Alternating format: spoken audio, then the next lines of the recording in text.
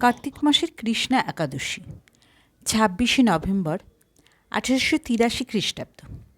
শ্রীযুক্ত মণিলাল মল্লিকের বাটিতে সিঁদুরিয়াপটে ব্রাহ্ম সমাজের অধিবেশন হয়। বাড়িটি চিতপুর রোডের উপর। দক্ষিণ ধারে হ্যারিসন রোডের চৌমাথা, যেখানে বেদানা, পেস্তা, আপেল এবং অন্যান্য মেওয়ার দোকান, সেখান হইতে কয়েকখানি দোকানবাড়ির উত্তরে।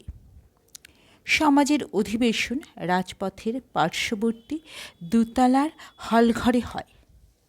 আজ সমাজের সাংবৎসরিক, তাই মণিলাল মহোৎসব করিয়াছেন। উপাসনা গৃহ আজ আনন্দপূর্ণ। বাহিরে ও ভিতরে হরিৎ বৃক্ষ পল্লবে নানা পুষ্প ও পুষ্পমালায় সুশোভিত। গৃহমধ্যে ভক্তগণ আসন গ্রহণ করিয়া প্রতীক্ষা করিতেছেন কখন উপাসনা হইবে। গৃহমধ্যে সকলে স্থান হয় নাই।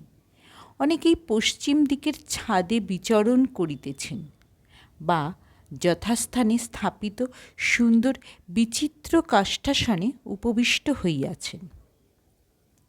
মাঝে মাঝে গৃহস্বামী ও তাহার আত্মীয়গণ আসিয়া মিষ্ট সম্ভাষণে অভ্যাগত ভক্তবৃন্দকে আপ্যায়িত করিতেছেন।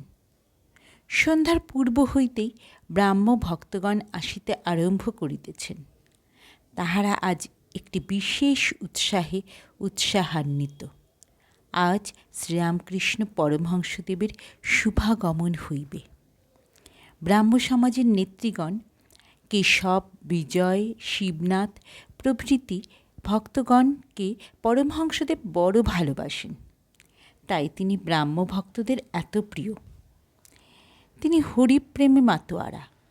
তাহার প্রেম, তাহার জ্বলন্ত বিশ্বাস, তাহার বালকের ন্যায় ঈশ্বরের সঙ্গে কথোপকথন, ভগবানের জন্য ব্যাকুল হইয়া ক্রন্দন, তাহার মাতৃজ্ঞানী স্ত্রী জাতির পূজা, তাহার বিষয় কথা বর্জন ও তৈলধারা তুল্য নিরবচ্ছিন্ন ঈশ্বর কথা প্রসঙ্গ, তাহার সর্বধর্ম সমন্বয় ও অপর ধর্মে বিদ্বেষ ভাবলেশ শূন্যতা, তাহার ঈশ্বর ভক্তের জন্য রোদন, এই সকল ব্যাপারে ব্রাহ্ম ভক্তদের চিত্তাকর্ষণ করিয়াছেন।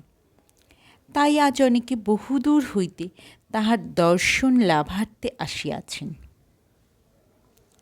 উপাসনার পূর্বে শ্রীরামকৃষ্ণ শ্রীযুক্ত বিজয়কৃষ্ণ গোস্বামী ও অন্যান্য ব্রাহ্ম ভক্তদের সহিত সহাস্য বদনে আলাপ করিতেছেন। সমাজগৃহে আলো জ্বালা হইল। অনতিবিলম্বে উপাসনা আরম্ভ হইবে। পরমহংসদেব বলিতেছেন, হ্যাঁ গা, শিবনাথ আসবে না? একজন ব্রাহ্মভক্ত বলিতেছেন, না, আজ তার অনেক কাজ আছে, আসতে পারবেন না। পরমহংসদেব বলিলেন, শিবনাথকে দেখলে আমার বড় আনন্দ হয়, যেন ভক্তিরসে ডুবে আছে। আর যাকে অনেকে গণে মানে, তাতে নিশ্চয়ই ঈশ্বরের কিছু শক্তি আছে। তবে শিবনাথের একটা ভারী দোষ আছে, কথার ঠিক নাই। আমাকে বলেছিল যে একবার ওখানে দক্ষিণেশ্বরের কালীবাড়িতে যাবে, কিন্তু যায় নাই, আর কোনো খবরও পাঠায় নাই। ওটা ভালো নয়। এই রকম আছে যে সত্য কথাই কলির তপস্যা। সত্যকে আঁট করে ধরে থাকলে ভগবান লাভ হয়, সত্যে আঁট না থাকলে ক্রমে ক্রমে সব নষ্ট হয়। আমি এই ভেবে যদিও কখনো বলে ফেলি যে বাচ্ছে যাব, যদি বাচ্ছে নাও পায়, তবুও একবার গাড়ুটা সঙ্গে করে ঝাউতলার দিকে যাই। ভয় এই, পাছে সত্যের আঁট যায়। আমার এই অবস্থার পর মাকে ফুল হাতে করে বলেছিলাম, মা, এই নাও তোমার জ্ঞান, এই নাও তোমার অজ্ঞান, আমায় শুদ্ধা ভক্তি দাও মা, এই নাও তোমার সূচি, এই নাও তোমার অসুচি, আমায় শুদ্ধা ভক্তি দাও মা, এই নাও তোমার ভালো, এই নাও তোমার মন্দ, আমায় শুদ্ধা ভক্তি দাও মা, এই নাও তোমার পুণ্য, এই নাও তোমার পাপ, আমায় শুদ্ধা ভক্তি দাও। যখন এইসব বলেছিলুম তখন একথা বলিতে পারি নাই, মা, এই নাও তোমার সত্য, এই নাও তোমার অসত্য। সব মাকে দিতে পারলুম, শোধ তোমাকে দিতে পারলুম না। ব্রাহ্ম সমাজের পদ্ধতি অনুসারে উপাসনা আরম্ভ হইল। বেদির উপর আচার্য সম্মুখে সেজ। উদ্বোধনের পর আচার্য পরব্রহ্মের উদ্দেশ্যে বেদোক্ত মহামন্ত্র উচ্চারণ করিতে লাগিলেন। ব্রাহ্ম ভক্তগণ সমস্বরে সেই পুরাতন আর্য ঋষির শ্রীমুখ নিঃসৃত তাহাদের সেই পবিত্র রসনার দ্বারা উচ্চারিত নাম গান করিতে লাগিলেন। বলিতে লাগিলেন, শতং জ্ঞানমনন্তং ব্রহ্ম আনন্দ রূপমমৃতম যদিদ্ভাতি শান্তাম শিবমদ্বৈতম শুদ্ধামপাপবিদ্ধাম। প্রণব সংযুক্ত এই ধ্বনি ভক্তদের হৃদয়াকাশে প্রতিধ্বনিত হইল। অনেকের অন্তরে বাসনা নির্বাপিত প্রায় হইল। চিত্ত অনেকটা স্থির ও ধ্যান প্রবণ হইতে লাগিল। সকলেরই চক্ষু মুদ্রিত। ক্ষণকালের জন্য বিদগ্ধ সগুণ ব্রহ্মের চিন্তা করিতে লাগিলেন।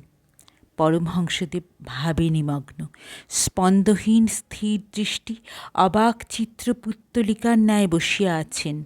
আত্মাপক্ষে কোথায় আনন্দে বিচরণ করিতেছেন, আর দেহটি মাত্র শূন্য মন্দিরে পড়িয়া রহিয়াছে। সমাধির অব্যবহিত পরেই চক্ষু মেলিয়া চারিদিকে চাহিতেছেন। দেখিলেন সভাস্থ সকলেই নিমীলিত নেত্র। তখন ব্রহ্ম ব্রহ্ম বলিয়া হঠাৎ দণ্ডায়মান হইলেন। উপাসনান্তে ব্রাহ্ম ভক্তেরা খোল করতাল লইয়া সংকীর্তন করিতেছেন।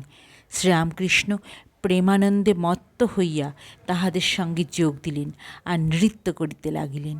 সকলে মুগ্ধ হইয়া সেই মধুর নৃত্য দেখিতেছেন। শ্রীযুক্ত বিজয়কৃষ্ণ ও অন্যান্য ভক্তেরাও তাহাকে বেরিয়া বেরিয়া নাচিতেছেন। অনেকে এই অদ্ভুত দৃশ্য দেখিয়া ও কীর্তনানন্দ সম্ভোগ করিয়া এককালে সংসার ভুলিয়া গেলেন। ক্ষণকালের জন্য হরিরস মদিরা পান করিয়া বিষয়ানন্দ ভুলিয়া গেলেন। বিষয় সুখের রস তিক্ত বোধ হইতে লাগিল।